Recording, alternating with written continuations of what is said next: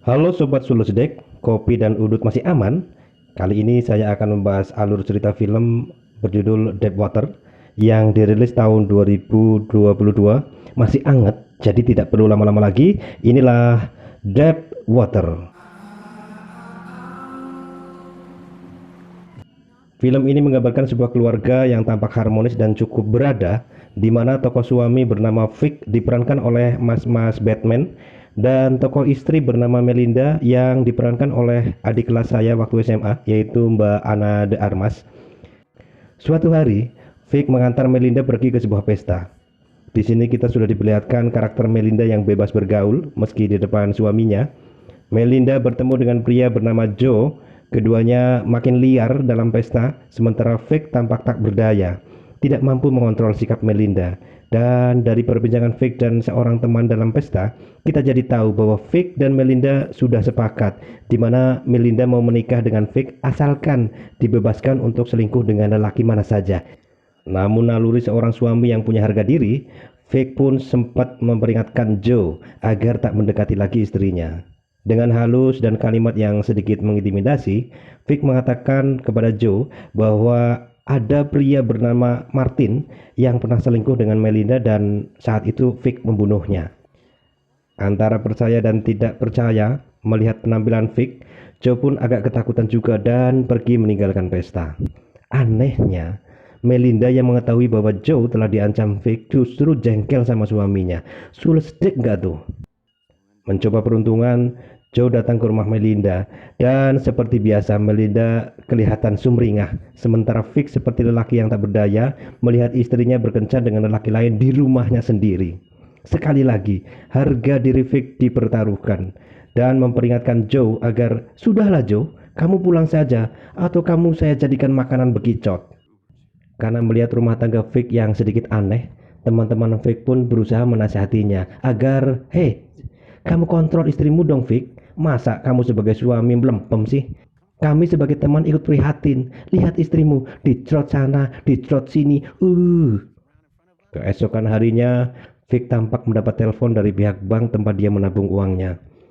Pihak bank memberitahu Vic bahwa ada transfer dana keluar dari rekeningnya kepada rekening Don sebesar $3.000. Seperti diketahui bahwa Don merupakan kenalan Melinda dan Vic di dalam sebuah pesta, di mana Don meyakini bahwa Vic benar-benar telah membunuh mantan kekasih Melinda. Vic is a genius, and he's rich as fuck. Yeah, I know exactly who you are. Oh, killed Martin McCrae. Selepas Joe minggat dari kehidupan Melinda, ternyata Melinda menjalin hubungan lagi dengan seorang guru les piano, masih berondong, ganteng, bernama Ricky. Seperti biasa, dengan gairah yang meledak-ledak, Melinda dapat canggung bermesraan dengan Ricky. Tentu saja hal itu membuat Vic cemburu. Dan dari sinilah konflik semakin menegangkan. Vic membunuh Ricky di kolam renang. Meskipun tidak ada saksi mata, namun Melinda meyakini bahwa suaminya lah yang membunuh Ricky. Vic killed him. What? Yeah, it really. My wife's upset. I'm not fucking upset! You fucking killed him! Hari-hari Vic pun makin kurang nyaman. Vic merasa ada yang mengikuti dan memata-matainya. Dan ternyata benar. Orang yang mengikuti itu adalah suruhan Don atas permintaan istrinya si Melinda. Bahkan istri Don secara diam-diam memberitahu Vic bahwa suaminya sangat curiga bahwa Vic telah membunuh Ricky, selingkuhan Melinda.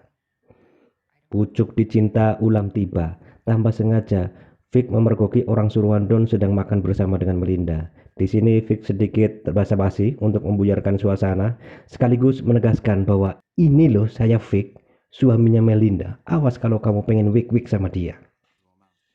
Dalam perjalanan pulang, Vic memergoki istrinya tampak bermesraan dengan lelaki lain bernama Tony. Dan tanpa canggung mereka berdua bermesraan di tempat umum. Vic yang melihatnya hanya bisa membatin, Sulestek. Hari-hari Vic semakin dibakar cemburu, hingga suatu hari Tony datang ke rumah Vic untuk menemui Melinda. Melinda pun tampak sumringah dan main pelak-peluk tubuh Tony tanpa canggung di depan suaminya. Bahkan Melinda bercerita tentang bagaimana dia dulu wik-wik dengan Tony. Aduh, ini tentu bikin Vic makin terbakar. Tapi karena mas-mas Batman ini pernah ikut training ASQ, dia coba mengendalikan diri agar tidak terkesan emosi. she's a very difficult person to control. Right. Dan keesokan harinya, Vic menjemput Tony dengan mobil menuju ke hutan. Vic mengatakan bahwa dirinya disuruh menjemput Tony atas suruhan Melinda, yang faktanya jelas tidak. What do you think?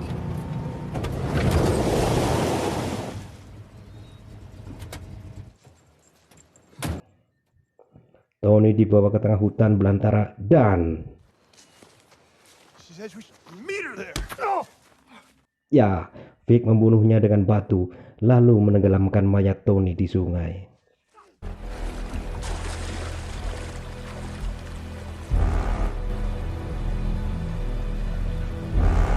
Suatu hari entah apa yang dicari Melinda memasuki ruangan Vic, di mana di ruangan itu Vic memang berternak bekicot alias siput. Dan karena arahan sutradara, Melinda menemukan dompet Tony. Dan seketika itu Melinda semakin yakin kalau Tony bukan menghilang, tetapi dibunuh oleh Vic, suaminya.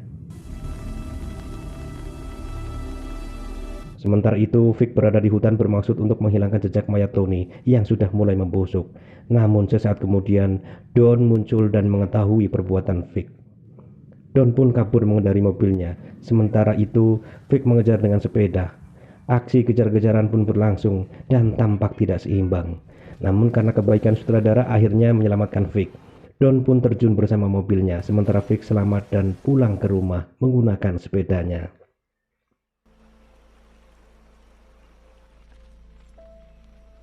Melinda yang mengetahui itu dan awalnya ingin minggat pun justru sebaliknya.